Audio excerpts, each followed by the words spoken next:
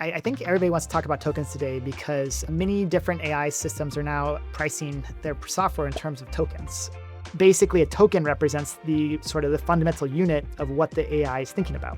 It inputs and outputs tokens.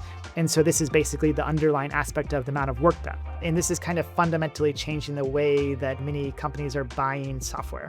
We used to buy software by seat. But when you introduce the idea of AI agents, then suddenly there's a huge distinction between an agent that does a little bit of work and an agent that does an awful lot of work. For Box, we do something you call like an AI unit, which is sort of a small unit of work that we charge for across different models.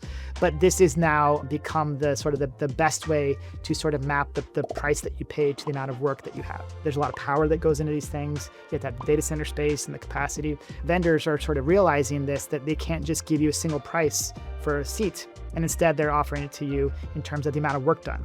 You're actually buying the AI work in the form of these tokens.